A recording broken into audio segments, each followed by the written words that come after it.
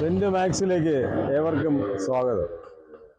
ഞങ്ങളിപ്പോൾ നിൽക്കുന്നത് അതും ഒരു ചരിത്ര പ്രസിദ്ധമായ ഒരു ക്ഷേത്രത്തിന് മുന്നിലാണ്.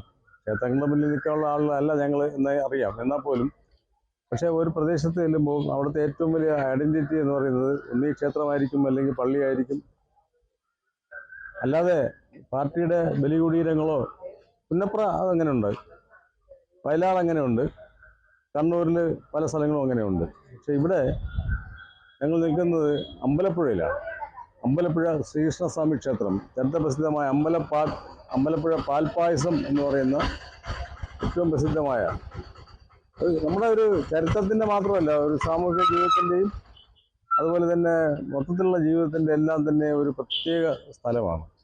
ഇത്തവണ ഈ സ്ഥലം എന്തുകൊണ്ട് കേരളം ഒട്ടാകെ ചർച്ച ചെയ്യുന്നു എന്ന് ചോദിച്ചാൽ, CPM-ന്റെ ഏറ്റവും പ്രധാനപ്പെട്ട ഒരു നേതാവ്, കഴിഞ്ഞ പലതവണയായിട്ട് CPM-ന്റെ നേതാവായിരുന്ന ശ്രീ G. സുധാകരൻ, അദ്ദേഹം പാർട്ടിയുടെ പല തലങ്ങളിൽ പ്രവർത്തിക്കുകയും മന്ത്രിയാവുകയും ഒക്കെ ചെയ്തിട്ടുള്ള ഒരാളാണ്, പലതവണ MLA ആയിരുന്നു. അദ്ദേഹം ആദ്യമായിട്ട് കേരളത്തിലൊരു കലാപം ഉണ്ടായിരിക്കും. CPM-നുണ്ടായ ഏറ്റവും വലിയ കലാപം എന്ന് പറയുന്നത്, ആദ്യം ഉണ്ടായ കലാപം അതാണ്.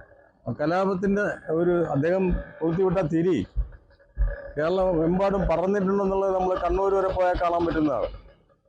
ആദ്യത്തെ തിരി കൊളുത്തിയ ആളാണ് ശ്രീ G. സുധാകരൻ. സുധാകരൻ മത്സരിക്കുന്നത് കൊണ്ട് കേരളം എമ്പാടും ശ്രദ്ധേയമായ ഒരു മണ്ഡലമാണ്. കഴിഞ്ഞ തവണ സുധാകരൻ, അതിനും കഴിഞ്ഞ തവണയ്ക്ക് മുമ്പേ സുധാകരൻ മത്സരിച്ച് 3 തവണ മത്സരിച്ചപ്പോൾ പോലും കേരളം ഒട്ടാകെ ശ്രദ്ധേയമായിട്ടില്ല ഒരു മണ്ഡലമല്ല. എന്തുകൊണ്ടെന്ന് വെച്ചാൽ അന്ന് ഈ ഒരു വിവാദം ഉണ്ടായിരുന്നില്ല. ഇന്നിപ്പോൾ അങ്ങനെ എന്താ വിവാദം?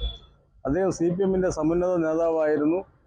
CPM-ന്റെ എല്ലാ തലത്തിലും അദ്ദേഹത്തിൻ്റെ സഹോദരൻ G. ഭുവനേശ്വരൻ എന്ന് പറയുന്നത് കേരളത്തിലെ ഒരു രക്തസാക്ഷിയായിരുന്നു.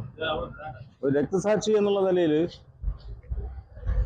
പാർട്ടിയുടെ ഏറ്റവും അടിയുറച്ച ആളുകൾ പോലും ബഹുമാനത്തോടെ കാണുന്ന ഒരു അദ്ദേഹത്തിൻ്റെ സഹോദരനാണ് G. സുധാകരൻ, ഭുവനേശ്വരൻ്റെ സഹോദരൻ. സുധാകരൻ ഇത്തവണ പാർട്ടിയിൽ നിന്ന് വിട്ടിട്ട് UDF-ന്റെ പിന്തുണയോടെ, UDF-ന്റെ പിന്തുണ എന്ന് മാത്രമേ അദ്ദേഹം പറയുന്നുള്ളൂ. UDF സ്വതന്ത്രൻ എന്ന് പോലും പറയാം. ജനകീയ മുന്നണിയുടെ സ്വതന്ത്രൻ എന്നാ പറയുന്നത്. ജനകീയ എന്നിട്ട് ജനങ്ങളുടെ പ്രതിനിധി എന്നുള്ള നിലയിലാണ് അദ്ദേഹം ഇവിടെ മത്സരിക്കുന്നത്. ജനങ്ങളുടെ പ്രതിനിധി എന്നുള്ള നിലയിൽ, അല്ലെങ്കിൽ കേരളത്തിൽ ഒരു തിരുത്തൽ ശക്തി എന്നുള്ള നിലയിൽ, പാർട്ടിയിൽ ഉണ്ടായ തിരുത്തൽ ശക്തി എന്നുള്ള തിരുത്തൽ ശക്തികൾ നേരത്തെ പലരും ഉണ്ടായിട്ടുണ്ട്, നമുക്കറിയാം. പഴയ കാലത്തുള്ള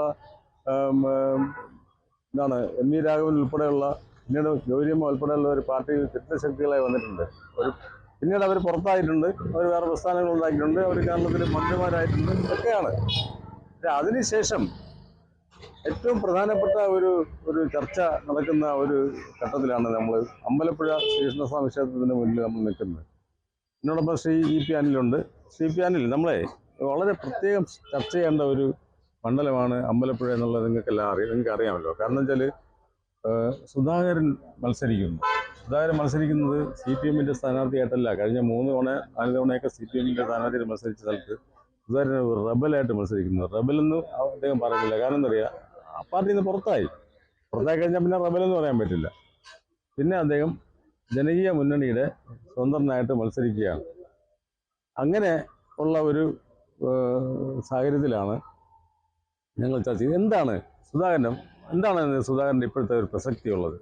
പാർട്ടിക്കകത്തും പുറത്തുമുള്ള എന്താണ് പ്രസക്തി? G. സുധാകരന് പാർട്ടിക്കുള്ളിൽ നിൽക്കുമ്പോഴും പാർട്ടിക്ക് പുറത്ത് നിൽക്കുമ്പോഴും അദ്ദേഹം ഉയർത്തിയിട്ടുള്ള ചില സമീപനങ്ങൾ, ഉദാഹരണമായി സ്വജനപക്ഷപാതം, അഴിമതി തുടങ്ങിയ പ്രശ്നങ്ങളിൽ അദ്ദേഹം എടുത്തിട്ടുള്ള പല നിലപാടുകളും CPM-നുള്ളിൽ മാത്രമല്ല പുറത്തും ഒത്തിരി കയ്യടി വാങ്ങാൻ സഹായിച്ചിട്ടുള്ള ഒരു മേഖലയാണ്. ഇപ്പോൾ PWD പോലെയുള്ള ഏറ്റവും അധികം അഴിമതിയുടെ സാധ്യതയുള്ള ഒരു മന്ത്രിയായിട്ട് സെക്രട്ടേറിയറ്റ് ഇടിച്ചു നിരത്തി ചൊറിയണം വെക്കണമെന്ന് പറഞ്ഞ ആളാണ്. തീർച്ചയായും അല്ലേ? അങ്ങനെ സെക്രട്ടേറിയറ്റ് അഴിമതി കാരണം സെക്രട്ടേറിയറ്റ് ഇടിച്ചു നിരത്തി ചൊറിയണം വെക്കണമെന്ന് പറഞ്ഞ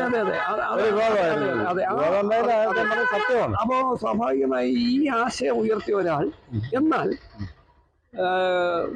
ഏറെക്കാലം CPM-ന്റെ ജില്ലാ സെക്രട്ടറി, ഒരുപക്ഷെ ആലപ്പുഴയിലെ VS-ന് ശേഷമുള്ള ഏറ്റവും ശക്തനായ പാർട്ടിയുടെ വക്താവ്, 3 പ്രാവശ്യം അമ്പലപ്പുഴയിൽ തന്നെ പ്രതികരിച്ചാൽ, പിന്നീട് കായംകുളത്ത് പ്രതികരിച്ചാൽ മന്ത്രിയായിരുന്ന ആൾ, അദ്ദേഹം പാർട്ടി വിട്ട് സ്ഥാനമാനങ്ങൾക്ക് വേണ്ടിയാണോ മറ്റു പാർട്ടിയിലേക്ക് കടക്കാൻ ശ്രമിച്ചതെന്ന് ഒരു തോന്നൽ ഒരു വശത്തുണ്ട്. പക്ഷേ തെരഞ്ഞെടുപ്പിന്റെ ഏറ്റവും അവസാന ഘട്ടത്തിൽ എത്തുമ്പോൾ ഈ രണ്ടാമത് പറഞ്ഞ ആരോപണത്തിന് മുകളിൽ അദ്ദേഹം ഉയർത്തിയ സത്യസന്ധതയും അദ്ദേഹം എടുത്ത ചില സമീപനങ്ങളും കൂടുതൽ പ്രസക്തമായി മാറുന്നുണ്ടോ എന്ന് ഈ മണ്ഡലത്തിൽ നമ്മൾ യാത്ര ചെയ്തപ്പോൾ നമുക്ക് മനസ്സിലായ ഒരു കാര്യം എന്ന് പറഞ്ഞാൽ ഒരുപാട് പാർട്ടി പ്രവർത്തകർ എന്ന് പറഞ്ഞാൽ പാർട്ടിക്ക് വേണ്ടി മരിക്കാൻ തയ്യാറായിട്ടുള്ള ആളുകൾ. പക്ഷെ ഇത്തവണ അവർ പറയുന്നു സുധാകരൻ എന്ന് പറയുന്നത് വേറിട്ടൊരു നേതാവാണ്.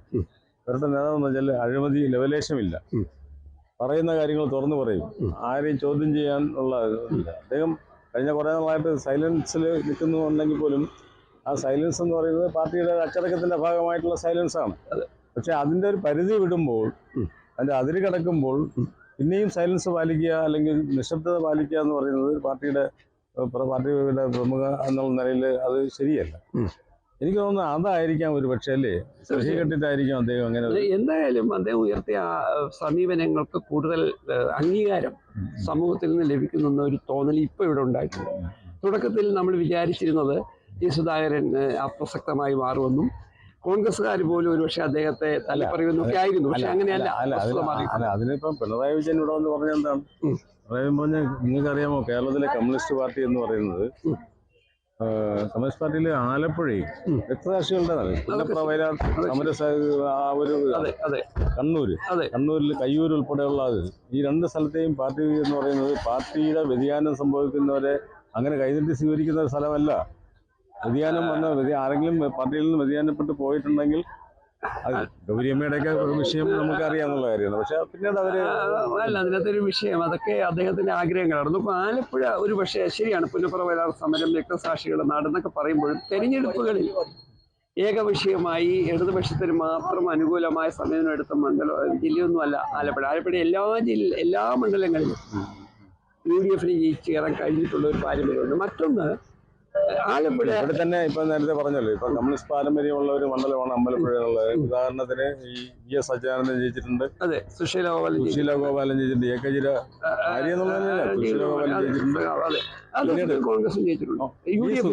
സുഗതൻ ജയിച്ചിട്ടുണ്ട്.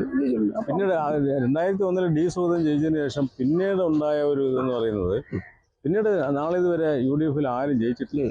അതായത് 25 വർഷമായി UDF കാൽ നൂറ്റാണ്ടായി UDF ആരും ജയിച്ചിട്ടില്ലാത്ത മണ്ഡലത്തിൽ UDF പിന്തുണയോട് മത്സരിക്കുന്ന സുധാകരൻ, അതൊരു ചരിത്രത്തിന്റെ ഒരു വൈരുദ്ധ്യമായിരിക്കും,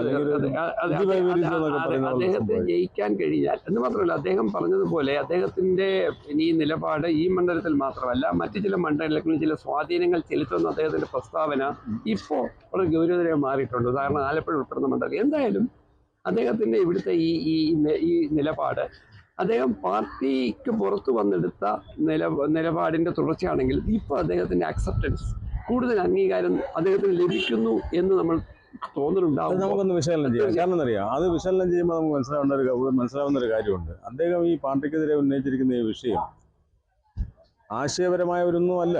പക്ഷെ പാർട്ടിയെ കഴിഞ്ഞ കുറേ കാലമായി കൺട്രോൾ ചെയ്യുന്ന അല്ലെങ്കിൽ പാർട്ടിയെ നിയന്ത്രണത്തിൽ വെച്ചിരിക്കുന്ന അല്ലെങ്കിൽ അങ്ങനെ ഒരു കോക്കസ് ഉണ്ട്. ആ കോക്കസ് ഉണ്ടെന്നുള്ള വസ്തുതയുമാണ്. ആ കോക്കസിനെതിരെയുള്ള ഒരു ആദ്യ കലാപമാണ് വാസ്തവത്തിൽ അദ്ദേഹം നടത്തിയിരിക്കുന്നത്. ഈ കലാപത്തെ തുടർന്നാണ് കണ്ണൂർ വരെ നീളുന്ന മറ്റൊരു കലാപം നമ്മൾ കണ്ടത്. പല സ്ഥലങ്ങളിൽ നമ്മൾ കണ്ണൂരൊക്കെ പോയതാണ്. അപ്പോൾ ആ നിലയ്ക്ക് നോക്കുമ്പോഴത്തേക്ക് സുധാകരൻ്റെ ഇവിടുത്തെ വിജയം ഉണ്ടാവുകയാണെങ്കിൽ, പല ഭൂരിപക്ഷത്തിലും ജയിക്കുകയാണെങ്കിൽ പാർട്ടിയിൽ വലിയൊരു ചർച്ച നടക്കും. ചർച്ച നടക്കുന്നത് മാത്രമല്ല, പാർട്ടിയിൽ ശുദ്ധീകരണത്തിൻ്റെയൊക്കെ ഒരു തലം തുറന്നു കിട്ടുമെന്നാണ് ഞാൻ കരുതുന്നത്. താങ്കളെ ഇവിടെ ഈ സുധാകരൻ ജയിക്കുക എന്ന് പറഞ്ഞാൽ നിലവിൽ CPIM-നെ കേരളത്തിൽ നിയന്ത്രിക്കുന്ന പല ആളുകളുടെയും പൊതു സമീപനത്തെ ചോദ്യം ചെയ്യാൻ പാർട്ടിയിൽ പുതിയ ആളുകളെ ഉണ്ടാക്കാനുള്ള അവസരം കൂടി ഇതൊരുക്കും. എന്ന് പറഞ്ഞാൽ സുധാകരൻ തുടങ്ങി വെച്ച ചില ആശയ സമരം, അതൊരു ആശയ സമരമാണ്. അഴിമതിയുമായി ബന്ധപ്പെട്ടും അധികാരവുമായൊക്കെ ബന്ധപ്പെട്ടും ചില ആളുകൾക്ക് ചില ഔദാര്യങ്ങൾ കൊടുക്കുന്നു, ചില ആളുകളെ അങ്ങനെയല്ല പരിഗണിക്കുന്നത് എന്നൊക്കെ പറയുമ്പോൾ തനിക്ക് അധികാരം ലഭിക്കുന്നില്ല എന്നതിനപ്പുറത്തേക്ക് ഈ പ്രശ്നത്തെ സജീവമാക്കാൻ അദ്ദേഹത്തിന് വിജയിച്ചാൽ അതിന് സാധ്യമാകും. അത് പാർട്ടിക്കുള്ളിൽ വലിയ ഒരു പൊളിച്ചെഴുത്തിന് കാരണമാകും. പിന്നെ മറ്റൊരു കാര്യം, അമ്പലപ്പുഴയുള്ള ഒരു മണ്ഡലത്തിൽ UDF-ന് വിജയിച്ച് കയറാൻ കഴിഞ്ഞാൽ സ്വാഭാവികമായി കേരളത്തിൽ അധികാരത്തിലേക്ക് വരാൻ സാധ്യതയുള്ളത് ഐക്യജനാധിപത്യ മുന്നണിയായിരിക്കും. അങ്ങനെയാണെങ്കിൽ നമുക്ക് വേണമെങ്കിൽ പറയാം, ഐക്യജനാധിപത്യ മുന്നണി അധികാരത്തിലേക്ക് കൊണ്ടുവരുന്നതിൽ D സുധാകരന് ഒരു പങ്കുകൂടി വഹിച്ചു എന്ന് കൂടി പറയാൻ കഴിയുന്ന ഒരു സാഹചര്യത്തിലേക്കാണ്. ഒരുപക്ഷെ അങ്ങനെ അല്ലെങ്കിൽ പോലും, മറിച്ചാണ് സംഭവിക്കുന്നതെങ്കിൽ പോലും സുധാകരൻ കൊളുത്തിവിട്ട ഒരു ഇതുണ്ടല്ലോ, കലാപം. തീ അതെ, ആ തീ കത്തിപ്പടരുന്നുള്ള കാര്യത്തിൽ സംശയമില്ല. അതിന്റെ ന്യായാന്യായങ്ങളെ കുറിച്ചൊക്കെയുള്ള ചർച്ചകൾ മറ്റൊരു അല്ല പതിനെട്ട്. കാരണം അത് ഉയർത്തുന്നത് ഈ അഴിമതിയും സ്വജനപക്ഷവും ഒക്കെ പാർട്ടിക്കുള്ളിൽ ഉണ്ടാക്കിയിട്ടുള്ള ചില പ്രശ്നങ്ങളുമായി ബന്ധപ്പെട്ടാണ് എങ്കിൽ ഞാൻ സുധാകരന്റെ സ്ഥാനം MLA ആയി തുടരണമെന്നുള്ള ആഗ്രഹത്തിനപ്പുറം ഇത്തരം കലഹങ്ങൾ പാർട്ടിയെ മെച്ചപ്പെടുത്തുമെങ്കിൽ തീർച്ചയായും അത് ആലപ്പുഴയിലെ പാർട്ടിക്ക് ഗുണപരമായി മാറും. ആലപ്പുഴയിലെ പാർട്ടിക്ക് മാത്രമല്ല കേരളത്തിലെ പാർട്ടിക്കും അത് ഗുണകരമായി മാറും. തൽക്കാലം ഞങ്ങളിവിടെ നിർത്തും.